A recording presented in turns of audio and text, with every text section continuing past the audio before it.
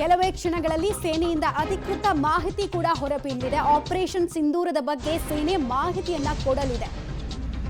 ಯಾವ ರೀತಿ ಅಲ್ಲಿ ಆಪರೇಷನ್ ಆಗಿದೆ, ಆಮೇಲೆ ಯಾವ್ಯಾವ ಮಿಸೈಲ್ಗಳನ್ನ ಬಳಸಿದ್ದೀವಿ, ಎಷ್ಟು ನಿಮಿಷಗಳ ಆಪರೇಷನ್ ಆಗಿತ್ತು, ಎಲ್ಲದರ ಬಗ್ಗೆ ನಮಗೆ ಅಧಿಕೃತ ಮಾಹಿತಿ ಸಿಗಲಿದೆ. ಇದಕ್ಕೂ ಮುಂಚೆ ಒಂದು ಪ್ರೆಸ್ ನೋಟ್ ಕೂಡ ಇತ್ತು. ಅದೇನು ಸೂಚಿಸ್ತಾ ಇತ್ತು ಅಂದ್ರೆ, ನಾವು ಯಾವುದೇ ಸಿವಿಲಿಯನ್ಸ್ ಅನ್ನ ಟಾರ್ಗೆಟ್ ಮಾಡಿಲ್ಲ, ನಾಗರಿಕರನ್ನ ಟಾರ್ಗೆಟ್ ಮಾಡಿಲ್ಲ, ಅಥವಾ ಪಾಕ್ ಸೇನೆಯನ್ನ ಟಾರ್ಗೆಟ್ ಮಾಡಿಲ್ಲ. ನಮ್ಮ ಟಾರ್ಗೆಟ್ ಇದ್ದಿದ್ದು ಕ್ಲಿಯರ್, ಪಾಕಿಸ್ತಾನದ ಉಗ್ರ ನೆಲೆಗಳು. ಸೊ ನುಗ್ಗಿ ಹೊಡೆದಿದ್ದೀವಿ ಇನ್ಸೈಡ್ ಪಾಕಿಸ್ತಾನದ ಒಳಗೆ ಹೋಗಿ, ಅಧಿಕೃತವಾಗಿ ಪಾಕಿಸ್ತಾನದ ಭೂಮಿ ಒಳಗೆ ಹೋಗಿ ಹೊಡೆದಿರುವಂತಹ ವಿಚಾರ ಇವತ್ತು ಬೆಳಗಿನ ದೃಶ್ಯ ನೋಡ್ತಾ ಇದ್ದೀರಾ.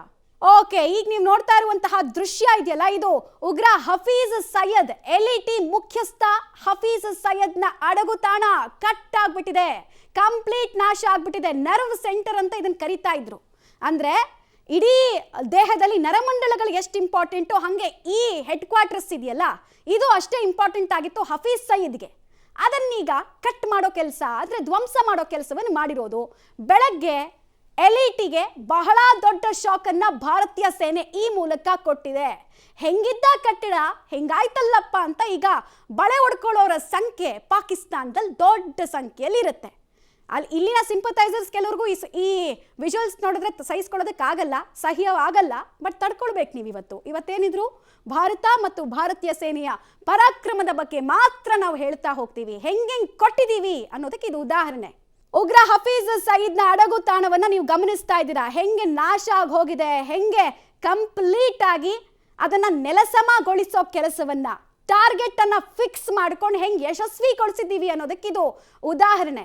ಇಲ್ಲಿಗೆ ಆ ಹಫೀಜ್ ಸಯೀದ್ ಬರ್ತಾ ಇದ್ದ. ಆಮೇಲೆ ಈಗ ನಾವು ತೋರಿಸ್ತಾ ಇದೀವಲ್ಲ ಈ ವಿಜುವಲ್ಸು, ಇಲ್ಲಿ ವರ್ಷಕ್ಕೆ ಏನಿಲ್ಲ ಅಂದ್ರು 600ಕ್ಕೂ ಹೆಚ್ಚು ಉಗ್ರರನ್ನ ರೆಡಿ ಮಾಡಿ ಭಾರತದ ಒಳಗೆ ಚೂ ಬಿಡ್ತಾ ಇದ್ರು.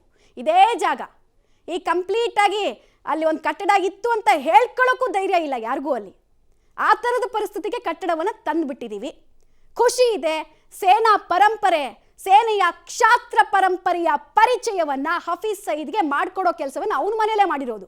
ಅವನಿಷ್ಟು ದಿವಸ ಏನು ಮಾಡ್ತಾ ಇದ್ದ, ಎಲ್ಲ ಉಗ್ರರನ್ನ ಸಿವಿಲಿಯನ್ಸ್ ಅನ್ನ ಟಾರ್ಗೆಟ್ ಮಾಡಿ, ನೀವು ಹಿಂದೂಗಳನ್ನ ಟಾರ್ಗೆಟ್ ಮಾಡಿ ಅಂತ ಕಳಿಸ್ತಾ ಇದ್ನಲ್ಲ, ಹಿಂದೆಯಿಂದ ಬಂದು ಹೊಡಿತಾ ಇದ್ನಲ್ಲ, ಈಗ ಅವನ ಮನೆಗೆ ಹೋಗಿ ಅವನಿಗೆ ಭಾರತ ಅಂದ್ರೆ ಏನು ಅಂತ ಪಾಠ ಹೇಳ್ಕೊಡೋ ಕೆಲಸವನ್ನ ಸರ್ಕಾರ ಮಾಡಿದೆ, ಸೇನೆ ಮಾಡಿದೆ.